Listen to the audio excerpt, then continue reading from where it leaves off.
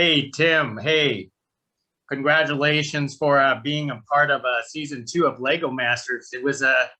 I want to say it was a ground shaking episode. That it was. That it was. Some of us could play with those puns too, you know. Hey, tell us what was it like to getting that call to be part of Lego Masters for season 2? It's interesting because it's kind of one of those things that we did not expect. So there's a lot of phases of interviews that you go through the casting process. It's just part of being in reality TV. And every time that we would get the phone call, like, hey, you need to go to the next phase, or hey, you've got this next interview, or we need to do this, it was always kind of like a surprise, like, oh, we made it. Oh, we made it. Oh, we made it. And then finally they didn't, we didn't know until we were actually there walking in and say, oh, by the way, you are a contestant on the show. And I was like, oh, I guess we made it. So it was always kind of like a new surprise or a new thing. Just we did not expect to be there. Thankful, grateful, but we just didn't expect it. Now, of course, fans would always love to know is like when did you get started, and what makes you so enthusiastic about the Legos? So I'm not enthusiastic about Lego. I'm enthusiastic about connecting with my kids. So there's a little bit of a difference there. So yes, I love Lego. I love what it does. And yes, I'm very passionate about a lot of that stuff. But at the end of the day, it's about making sure that I connect with my son. And this is a way that we found, because he loves it. Therefore, I'm going to come in and be just as passionate about it with him. Right.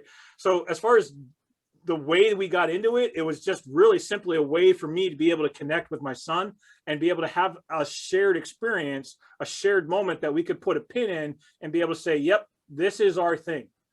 This is our identity as far as a father and son relationship. And this is how we connect with each other. So when you guys applied, did your son apply or did you apply? I applied. So my son, and this is what's really interesting, and it's going to shock everybody when they hear this, my son is an introvert to the extreme. Oh. So as a younger child, he didn't want to talk to anybody. He only wanted to talk to his mother, wouldn't talk to me. And so we had to really work with him and kind of coach him and bring it out. And then you look at him on the show and you're like, there's no way he's an introvert. But he's really grown a lot. He's matured a lot. And I'm so thankful for that, because as a dad, that's what you want with your kids, right? You want to be able to watch them mature into a healthy adult. And that's what Zach has been doing all the way through. Back to the specific question is, you asked about how we applied. I actually applied in the first episode, the first season, because our Lego user group said, hey, applications are open. So we applied. Zach was 17, couldn't be on the show. They called us back and said, would you continue your application for season 2? And we said, yes. Absolutely. That is great. And I know the experience between you and your son is terrific, because that last episode was such an emotional one, especially for you. You got everyone teary-eyed right there.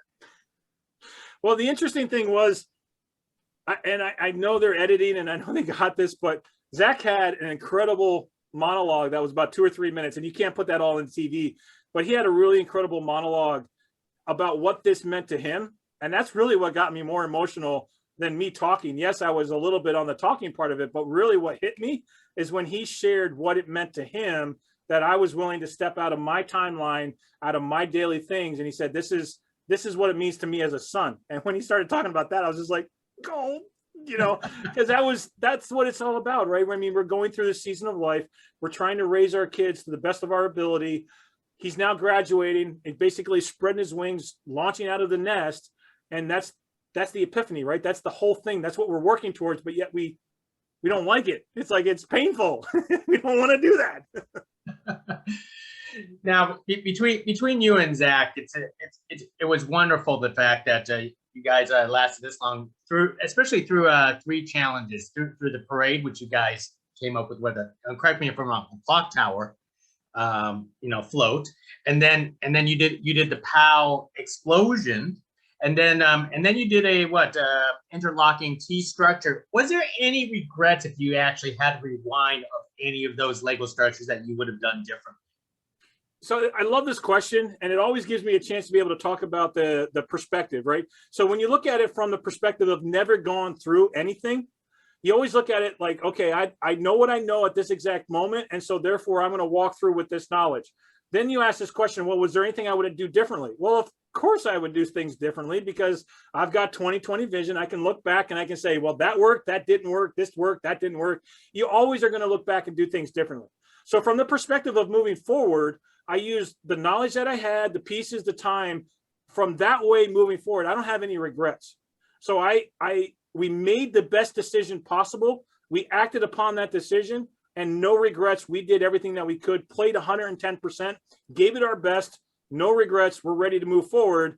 If I look back, yeah, I can change stuff. I knew that that was going to break there. We knew that that wasn't going to play right. We knew, but we didn't have time to fix it because we were already at that point where we've got to get the rest of it up. We've got to put brick down. I can't fix it because I just don't have the time.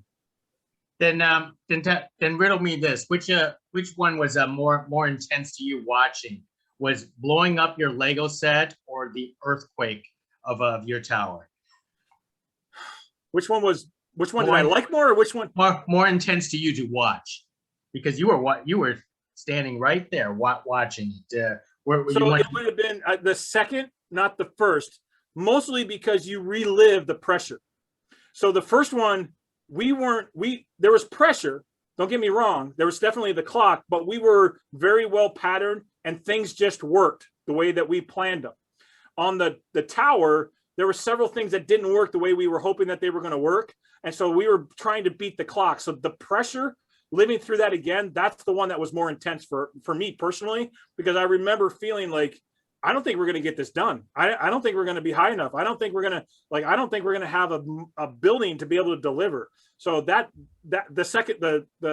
make and shake was way more intense.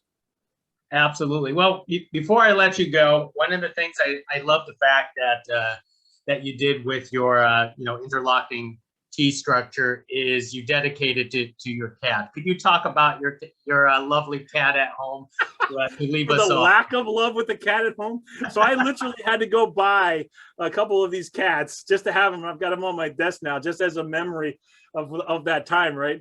So we had this cat, and my daughter has always wanted a cat, and she's a great cat for the most part, but when she's outside, she wants to be inside. And so what she does is she starts to climb these dumb screens, and I'm constantly like, no, get off, because you're going to rip the screen and all this. And so it just kind of came about that we were looking at, well, what can we put on the outside? And I'm like, you know what? I'm going to do this because I'm going to give Ellie a good laugh at home. And that's exactly what happened. She saw those cats and she started cracking up on the couch and having a good old hoot about it. And she was just like, Dad. So it was a lot of fun from that part, being able to watch that with her.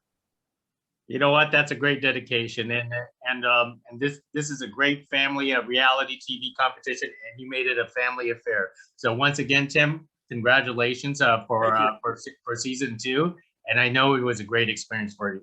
It was incredible. Thank you so much.